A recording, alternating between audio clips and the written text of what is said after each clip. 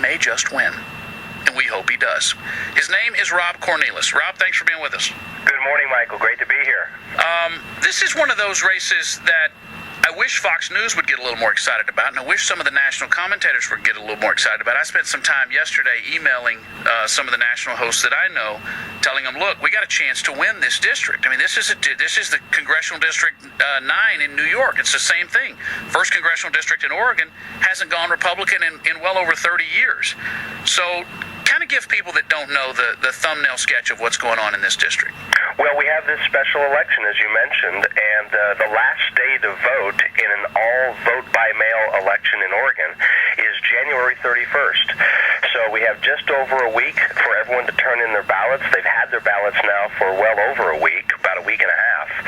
And what we're sensing is a terrific surge and momentum for our campaign, because people look at the two candidates and they see, the kind of how the establishment has dictated this seat for way too long, and the same people who covered up for David Wu all those years are now covering up for my opponent and her poor record being in the state legislature, and so it's kind of deja vu all over again, and people recognize, we can't have more of the same, and I'm a private business owner coming out of the private sector to run for this seat, job creator, having employed 60 people since I started my company right here in the local area, and people are responding very well to that. They know if jobs is the number one issue, which it is, and my opponent and I agree on that, then maybe we should put someone in this seat who's actually created a job, as opposed to someone who's really never, ever had to make a payroll or hire someone out of their own back pocket, and that describes my opponent.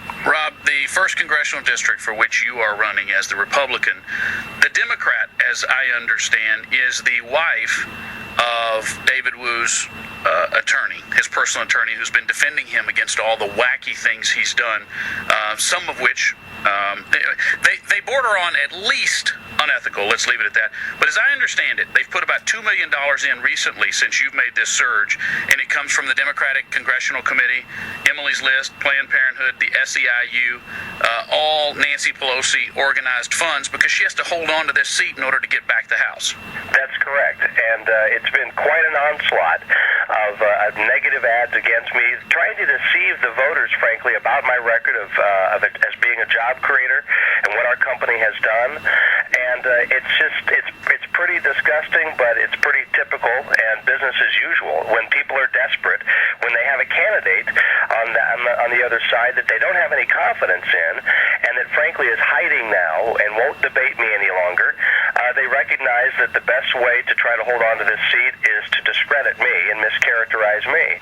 But I'm staying focused on the issues, Michael. I'm talking about what we have to do to drive job creation, not only in the 1st District of Oregon, which, as you mentioned, is really the epicenter of economic activity for our state. Rob, can you hold with me for just a moment? In the country. You bet. Rob Cornilles is a candidate to be for Congress and had a chance to win it. What if Maxine Waters or Nancy Pelosi's district had an opportunity to have the other side represented?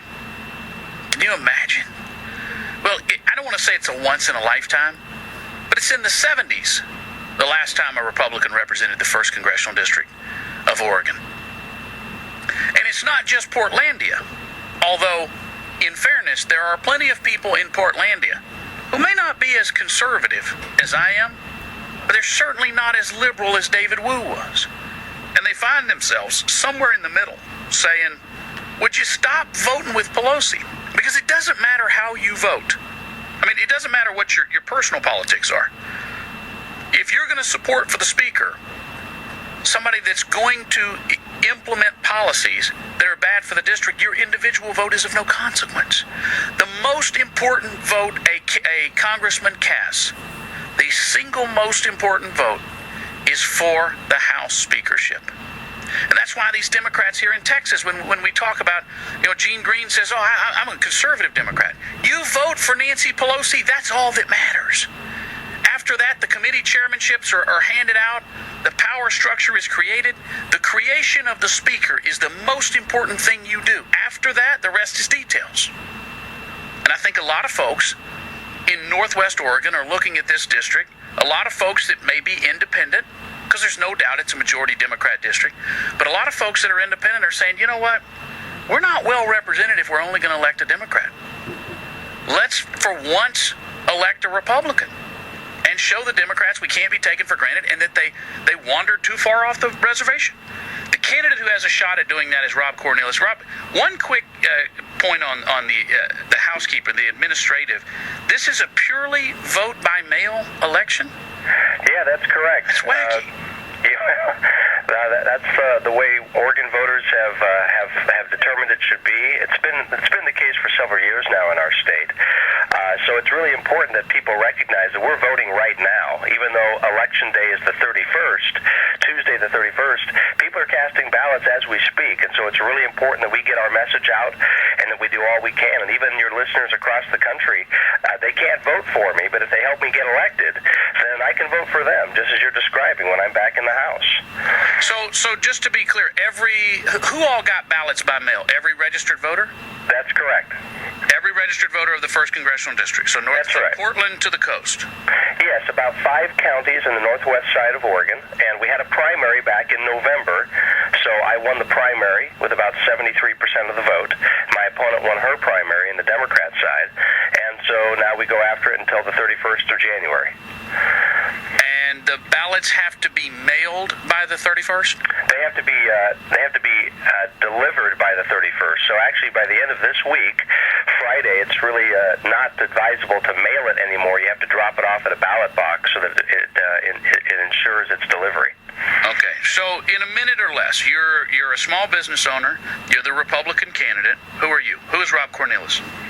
Well, I'm someone that has been a native of the area, born and raised here, raised my family here, started my business here, employed 60 people over the years, and finally decided that I'm tired of being misrepresented, and I'm tired of having, in fact, very ineffective representation.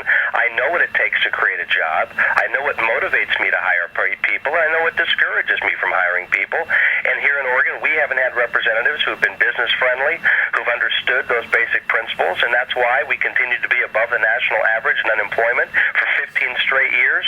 And so when people elect me, they're going to finally put someone in this seat representing this vibrant district who understands what we need to do to move the economy forward, and I'll have that perspective back in Congress. But more importantly, if you're going to represent Northwest Oregon or the state of Texas, do you hunt and fish? Well, I do. I'm not avid. My son is quite the avid bow hunter, and I've gone with him on a couple of his hunting trips. It's been a great experience. Have you ever been salmon fishing up the Willamette? You bet I have. That's a trip. Oh my goodness!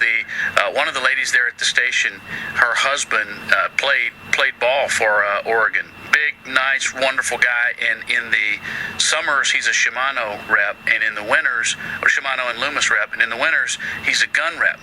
And so he has this decked-out boat that's, specifically for the Willamette, and took me up the Willamette all the way in.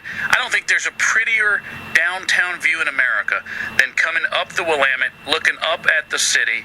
You got the bridge coming over there, and you're salmon fishing.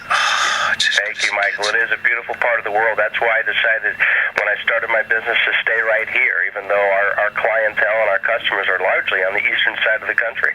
Now, tell us, Rob Cornilles is the candidate. It's a Democrat district that, for the first time in over 30 years, could go Republican.